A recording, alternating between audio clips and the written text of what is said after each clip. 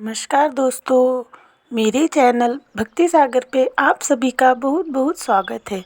और आज हम जानेंगे एकादशी के जया आदि भेद, नक्त व्रत का स्वरूप, उत्पन्ना एकादशी के प्रसंग में एकादशी की विधि। चलिए फिर हम शुरू करते हैं। नारद जी ने पूछा, महादेव, महाद्वादशी एकादशी का उत्तम व्रत कैसा होता है? सर्वेश्वर प्रभु, उसके व्रत से जो कुछ भी फल प्राप्त होता है उसे बताने की कृपा कीजिए। महादेव जी ने कहा, ब्राह्मण, यह एकादशी महान पुण्य फल को देने वाली है। श्रेष्ठ मुनियों को भी इसका अनुष्ठान करना चाहिए। विशेष विशेष नक्षत्रों का योग होने पर यह तिथि जया, विजया, जयंती तथा पाप नाशिनी इन 4 नामों से विख्यात होती है। ये सभी पापों का नाश करने वाली है। इनका व्रत अवश्य करना चाहिए। जब शुक्ल पक्ष की एकादशी को पुनर्वसु नक्षत्र हो तो वह उत्तम तिथि जया कहलाती है। उसका व्रत करके मनुष्य निश्चय ही पाप से मुक्त हो जाता है। जब शुक्ल पक्ष की द्वादशी को श्रवण नक्षत्र हो तो वह उत्तम तिथि विजया के नाम से विख्यात होती है। इसमें किया हुआ दान और ब्राह्मण भोजन सहस्त्र गुना फल देने वाला है तथा होम और उपवास तो सहस्त्र गुने से भी अधिक फल देता है। जब शुक्ल पक्ष की द्वादशी को रोहिणी नक्षत्र हो तो वह तिथि जयंती कहलाती है। वह सब पापों को हरने वाली है। उस तिथि को पूजित होने पर भगवान गोविंद निश्चय ही मनुष्य के सब पापों को धो डालते हैं। जब कभी शुक्ल पक्ष की द्वादशी को पुष्य नक्षत्र हो तो वह महापुण्यमयी पाप नाशिनी तिथि कहलाती है। जो 1 वर्ष तक प्रतिदिन 1 प्रस्थ तिल दान करता है तथा जो केवल पाप नाशिनी एकादशी को उपवास करता है, उन दोनों के पुण्य समान है। उस तिथि को पूजित होने पर संसार के स्वामी सर्वेश्वर श्री हरि संतुष्ट होते हैं तथा प्रत्यक्ष दर्शन भी देते हैं। उस दिन प्रत्येक पुण्य कर्म का अनंत फल माना गया है। सगर नंदन, कुकुस्थ, नहुष तथा राजा गादी ने उस तिथि को भगवान की आराधना की थी, जिससे भगवान ने इस पृथ्वी पर उन्हें सब कुछ दिया था। इस तिथि के सेवन से मनुष्य 7 जन्मों के कायिक, वाचिक और मानसिक पाप से मुक्त हो जाता है। इसमें तनिक भी संदेह नहीं है। पुष्य नक्षत्र से युक्त एकमात्र पाप नाशिनी एकादशी का व्रत करके मनुष्य 1000 एकादशियों के व्रत का फल प्राप्त कर लेता है। उस दिन स्नान, दान, जप, होम, स्वाध्याय और देव पूजा आदि जो कुछ भी किया जाता है उसका अक्षय फल माना गया है। इसलिए प्रयत्न पूर्वक इसका व्रत करना चाहिए। जिस समय धर्मात्मा राजा युधिष्ठिर पंचम अश्वमेघ यज्ञ का स्नान कर चुके, उस समय उन्होंने यदुवंश शाश्वतंस भगवान श्री कृष्ण से इस प्रकार प्रश्न किया। युधिष्ठिर बोले, प्रभु, नक्त व्रत तथा एकभुक्त व्रत का पुण्य एवं फल क्या है? जनार्दन, यह सब मुझे बताइए। श्री भगवान ने कहा, कुंती नंदन, हेमंत ऋतु में जब परम कल्याण में मार्गशीर्ष मास आए तब उसके कृष्ण पक्ष की द्वादशी तिथि को उपवास व्रत करना चाहिए। उसकी विधि इस प्रकार है। दृढ़तापूर्वक उत्तम व्रत का पालन करने वाला शुद्ध चित्त पुरुष दशमी को सदा एकभुक्त रहे अथवा शौच, संतोष आदि नियमों के पालन पूर्वक नक्त व्रत के स्वरूप को जानकर उसके अनुसार एक बार भोजन करे। दिन के 8वें भाग में जब सूर्य का तेज मंद पड़ जाता है उसे नक्त जानना चाहिए। रात को भोजन करना नक्त नहीं है।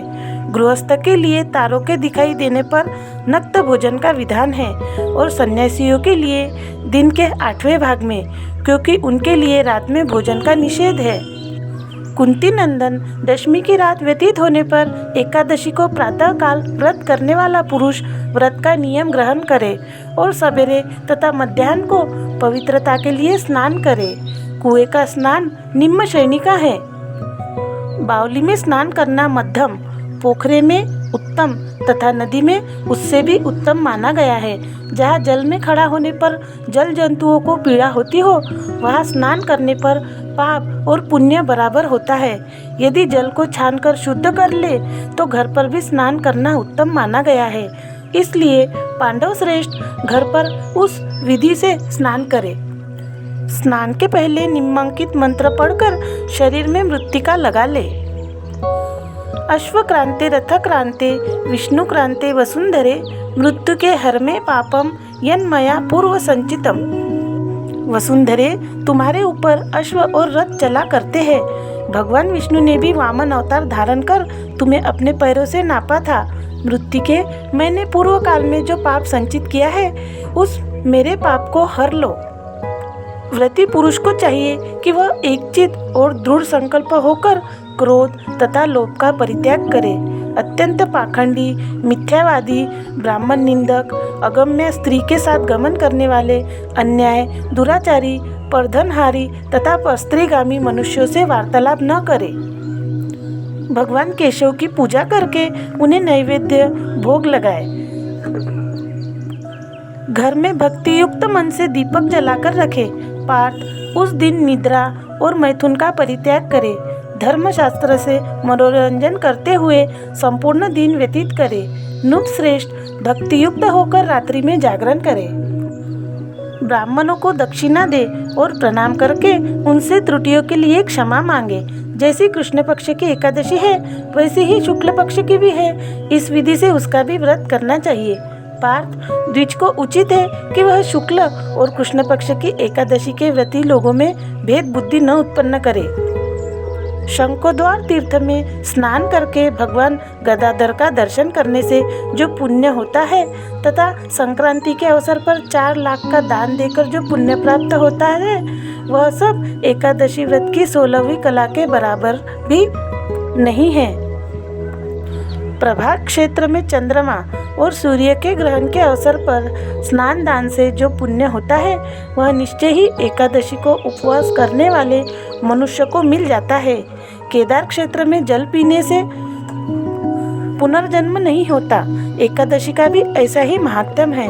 यह भी गर्भवास का निवारण करने वाली है। पृथ्वी पर अश्वमेध यज्ञ का जो फल प्राप्त होता है उससे 100 गुना अधिक फल एकादशी व्रत करने वाले को मिलता है। जिसके घर में तपस्वी एवं श्रेष्ठ ब्राह्मण भोजन करते हैं उसको जिस फल की प्राप्ति होती है वह एकादशी व्रत करने वाले को भी अवश्य मिलती है।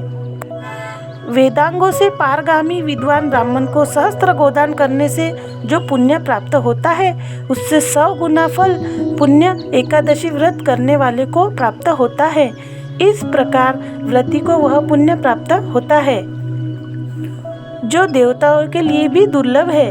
रात को भोजन कर लेने पर उससे आधा पुण्य प्राप्त होता है तथा दिन में एक बार भोजन करने से देहधारियों को नक्त भोजन का आधा फल मिलता है। जीव जब तक भगवान विष्णु के प्रिय दिवस एकादशी को उपवास नहीं करता तभी तक तीर्थ, दान और नियम अपने महत्व की गर्जना करते हैं। इसलिए पांडव श्रेष्ठ, तुम इस व्रत का अनुष्ठान करो। कुंती नंदन, यह गोपनीय एवं उत्तम व्रत है जिसका मैंने तुमसे वर्णन किया है। हजारों यज्ञों का अनुष्ठान भी एकादशी व्रत की तुलना नहीं कर सकता। आज की वीडियो पसंद आई हो तो प्लीज़ चैनल को लाइक और सब्सक्राइब करना न भूलिए और ज़्यादा से ज़्यादा शेयर कीजिए ताकि महान फल देने वाली एकादशी तिथि का महात्म्य और विधि सभी तक पहुंच सके। जय श्री कृष्ण। राधे राधे।